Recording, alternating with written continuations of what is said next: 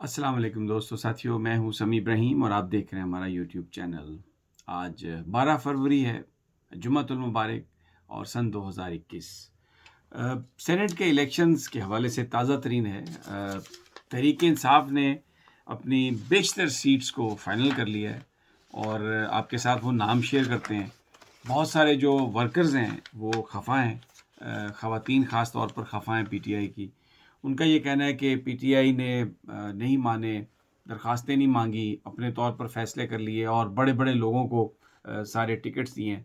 जो गरीब लोग, जो गरीब वर्कर जो बहुत कोशिश करते रहे, उनको टिकट नहीं मिले। लेकिन प्राइम मिनिस्टर का ये कहना है कि पार्टी के मुताबिक टिकट्स फ़ाइनल किए हैं और ये देखकर फ़ाइनल किए हैं कि ये जो ऐवान चलाना है, इसको किस तरीके से चलाना है। जो लोग उसको चला सकते हैं, सियासत में जो रिक्विज़िट्स हैं, जो उसको पूरा कर सकते हैं, उनको टिकट्स दिए गए हैं। तो सबसे पहले मैं थोड़ा-सा आपको नाम बता देता हूँ। अभी तक जो नाम फ़ाइनल हुए हैं, उसमें इस्लामाबाद से सेनेटर अब्दुल हफ़ीज़ शेख और फ़ौज़िया अरशद साहिबा। अब अगर हम इन दोनों नामों को देखें, तो अब्दुल हफ़ीज़ शेख साहब का कोई ताल्लुक़ नहीं है पाकिस्तान तहरीक-ए-इंसाफ से। वो कोई पाकिस्तान तहरीक-ए-इंसाफ के नज़रियाती रुकन नहीं है।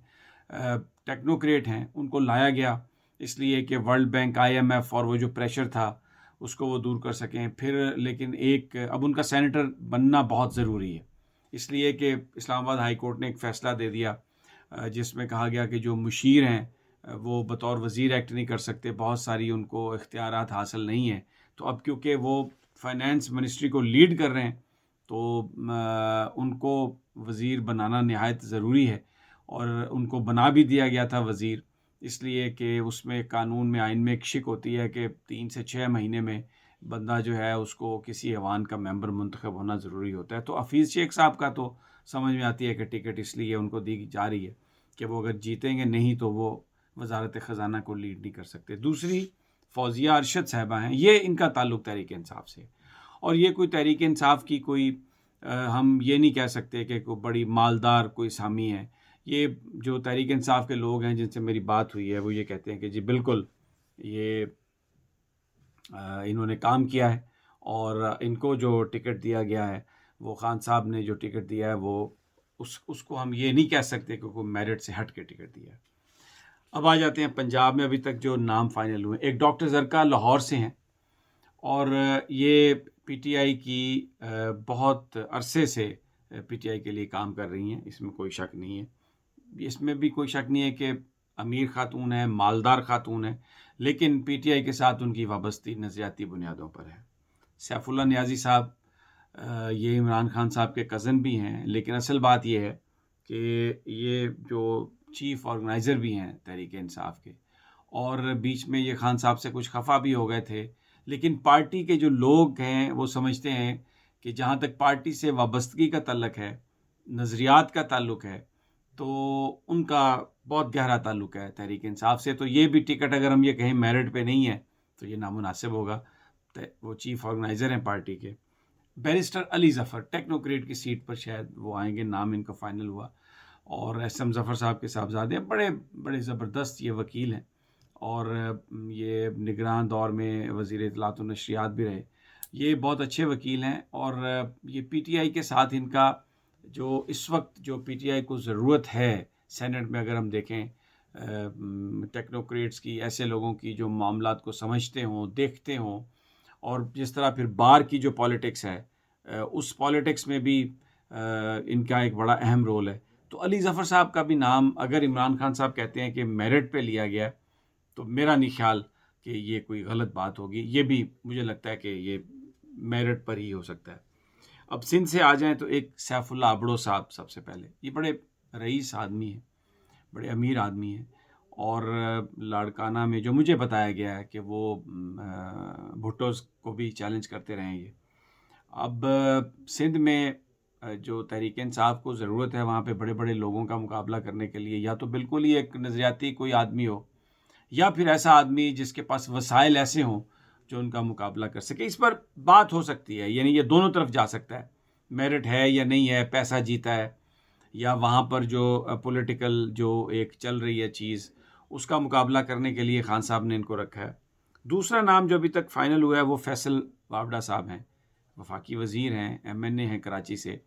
लेकिन शायद उन्होंने इसलिए फैसल साहब ने ये सीट चुनी होगी क्योंकि उनका एक मुकदमा डुअल नेशनैलिटी का चल रहा है अदालत में, और अब 9 मार्च में वो फ़ैसला चीफ जस्टिस साहब इस्लामाबाद हाई कोर्ट ने कहा कि वो सारे केसेस इकट्ठा करेंगे।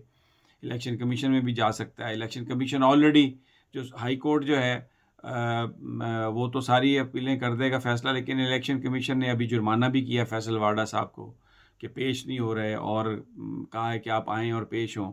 उस मुकदमे में जो दलाइल हैं उनके, जो डॉक्यूमेंट्री एविडेंस है, बहुत सारे वकीलों का ये ख़्याल है कि वो फैसल वावड़ा साहब के ख़िलाफ़ जा रहा है। तो ऐन मुमकिन है कि वो कौमी असम्बली की नशिस्त लूज़ करने वाले हों। तो फिर इन हालात में उन्होंने ये बेहतर सोचा होगा कि वो कौमी असम्बली की नशिस्त छोड़ के सेनेट की सीट पर आ जाएं, तो उनको इसका फ़ायदा भी हो सकता है। 6 साल के लिए वो सेनेटर बन जाएंगे, और वो जो पिटीशन है वो भी गैर मुअस्सर हो जाएगी, क्योंकि वो कौमी असम्बली के रुकन नहीं रहेंगे। अब किसी ने पिटीशन फ़ाइल करनी है तो फिर वो दोबारा फ़ाइल करेगा, नया एविडेंस होगा। तो फैसल वावड़ा साहब की ये बात इसलिए समझ में आती है। अब ये पीटीआई वर्कर सोच लें कि वो मेरिट पे बनते हैं या नहीं बनते। केपीके में जो फैसला किया गया, शिबली फराज साहब को, पार्टी से उनका ताल्लुक है, वज़ीर इत्तलात व नशरियात हैं, इमरान खान साहब के नज़दीक हैं। मोहसिन अजीज़ साहब, उनकी वापसी होगी। एक और जो टिकट दिया गया, सानिया निश्तर साहबा को फ़ैसला किया गया, जो एहसास प्रोग्राम को चला रही हैं। खान साहब उनकी परफॉर्मेंस से बड़े खुश हैं, और इसमें कोई शक भी नहीं है कि सानिया साहबा की जो परफॉर्मेंस है वो एक्सीलेंट परफॉर्मेंस रही है, और वो कहते हैं कि ये मेरिट पे टिकट है। तो बहुत सारे लोग भले ये उनकी जो परफॉर्मेंस है उसको देख के हम ये कह सकते हैं कि ये टिकट मेरिट पर ही है। एक फरजाना साहबा हैं, फिर एक दोस्त मोहम्मद साहब हैं जिनको टिकट दिया गया। तहरीक इंसाफ के जिन लोगों से, केपीके के लोगों से मेरी बात हुई है, वो कह रहे हैं कि ये भी अगर हम खान साहब को ये नहीं कह सकते कि ये टिकट मेरिट्स पर नहीं है, ये पीटीआई के लोग कह रहे हैं। अब जनाब बलूचिस्तान से, वहाँ पर एक बहुत ही अमीर आदमी, एक बहुत ही स्ट्रॉन्ग कंस्ट्रक्शन कंपनी वाले अब्दुल कादिर साहब को टिकट फाइनल किया गया है। इसका कोई ताल्लुक़ नहीं है पार्टी से, और ये इनका क्राइटेरिया है, और ये जिसके बलबूते पे आए हैं कि इनके पास पैसा है, और पैसे की बुनियाद पर ये आए हैं। तो बलूचिस्तान की हद तक मेरिट जो है, मेरा नहीं ख्याल कि इमरान खान साहब की ये बात दुरुस्त है कि बलूचिस्तान में भी मेरिट को फॉलो किया गया। बहरहाल जिसने भी उन्हें कन्विंस किया, जो भी किया, अब्दुल कादिर साहब जो हैं वो तहरीक इंसाफ से उनका कोई ताल्लुक़ नहीं है। अब पंजाब में जो लोग, क्योंकि ये अभी तो कुछ नशिस्तें फाइनल हुई हैं, बाकी जो नाम फाइनल होने हैं पंजाब में, उनमें जो कंसिडर किए जा रहे हैं, अमीन असलम साहब हैं, आपको पता है माहौलियात के वो एडवाइज़र। फिर रज़ाक दाऊद साहब, बिजनेसमैन। शहबाज गिल साहब जो तर्जुमान हैं, वो भी बनना चाह रहे हैं, और वो भी लॉबी कर रहे हैं। उस्मान डार साहब सियालकोट से हैं, और प्राइम मिनिस्टर के एडवाइज़र भी हैं। उनका भी बड़ा चांस है कि वो। एजाज़ चौधरी साहब भी कोशिश कर रहे हैं, जो पीटीआई पंजाब में बड़ी उनकी अहमियत है। लाहौर में बहुत उन्होंने काम भी किया है, और बहुत अरसे से पीटीआई में हैं। पीटीआई की जो नज़रियाती जो लोग हैं उनमें से हैं। उमर सरफराज चीमा साहब, बहुत उन्होंने काम किया पीटीआई के लिए, कई दफ़ा मंजर आम पर आए, कई दफ़ा फिर गायब हो गए। वो भी एस्पिरेंट हैं, एस्पायर कर रहे हैं, और लेट्स सी के क्या होता है। फिरदौस आशिक अमान साहबा पब्लिकली तो ये कह रही हैं कि मैं अपना हल्का नहीं छोड़ूंगी, लेकिन बहरहाल उनकी ख्वाहिश मौजूद है, और अगर सेनेट की टिकट मिल जाती है तो मरकज़ में आने की उनकी ख्वाहिश है। सेनेटर होने के साथ साथ वो जो उनका पंजाब की जो रिस्पॉन्सिबिलिटी है उसको वो कंटिन्यू कर सकती हैं, इसमें कोई ऐसा इशू नहीं है। तो वो भी इस पर देखना है उनका क्या बनता है। पंजाब में जो दूसरा एक नाम फाइनल हुआ है, वो कामल अली आगा साहब का, जो अलाई हैं, उनके PMLQ के साथ मिलकर पीटीआई ने उनका नाम फाइनल किया। तो वो भी, उनका भी इम्कान नहीं बल्कि यकीनी है कि वो सेनेटर बन जाएंगे। अब इसमें जो सूरत हाल बनेगी पीटीआई की, वो ये है कि क्योंकि इनके 18 लोग हैं, और 18 में से 7 इनके रिटायर्ड हो जाएंगे, तो उसके बाद जो कंपोजिशन बढ़ रही है, इनका ये ख्याल है कि ये तकरीबन 20 के लगभग सीट्स और जीत जाएंगे, 20 प्लस। तो ये 30 मेंबर्स इनके हो जाएंगे, और बड़ी कंफर्टेबल पोजीशन में आ जाएंगे। और जो पीपल्स पार्टी के जो हैं वो 7 रिटायर हो रहे हैं और वो सातों के सातों सिंध से रिटायर हो रहे हैं, जबकि पीएमएलएन के टोटल अभी 30 हैं, लेकिन उनके 17 मेंबर्स रिटायर हो जाएंगे सेनेट के, और अक्सरी अब जिनको वो ला सकेंगे वो 4 या 5 होंगे, तो वो छोटी 13-14 मेंबर उनके अब रह जाएंगे, वो छोटी जमात होगी।